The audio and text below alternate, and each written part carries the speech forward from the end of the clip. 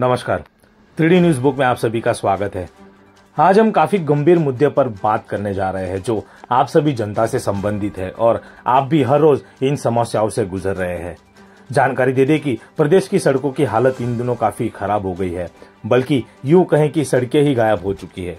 सिलवासा का ऐसा कोई भी रास्ता नहीं जो पूरी तरह से ठीक हो।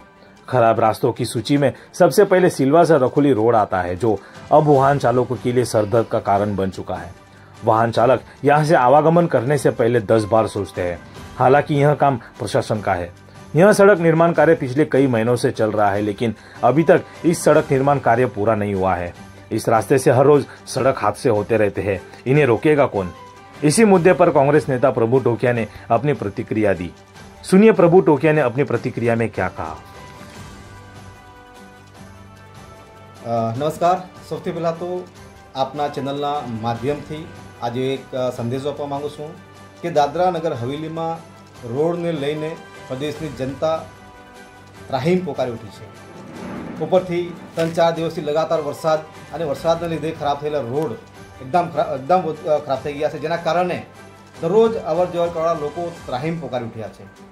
આપના ચેનલના માધ્યમથી હું સંદેશો આપવા માગું છું જિલ્લા પ્રશાસનને, જિલ્લા પંચાયતના પ્રમુખને અને નગરપાલિકાના પ્રમુખને કે આવનાર રવિવાર 3-4 દિવસની અંદર રોડના ખાડા પુરાવા માટે યુદ્ધ સ્તર પર કાર્ય શરૂ નહીં કરે તો આવનાર દિવસમાં આવતા સોમવારથી દાદરા નગર હવેલી કોંગ્રેસ કમિટી દ્વારા રોડ જ્યાં નગરપાલિકા અને જ્યાં જિલ્લા પંચાયત વિસ્તારમાં ખાડાઓ છે ત્યાં પર અમે વૃક્ષારોપણનું અભિયાન શરૂઆત કરી દઈશું અને સાથે જ નગરપાલિકા પ્રમુખ અને જિલ્લા પંચાયત પ્રમુખનું કોંગ્રેસ કમિટી દ્વારા ઘેરાવો કરવામાં આવશે અને આ બાબતને અગર જિલ્લા પ્રશાસન અને આ ચૂંટાયેલા લોકો ગંભીરતાથી નહીં લઈ તો આવનાર દિવસોમાં રોડને લઈને આંદોલન ઘોષિત કરવામાં આવશે।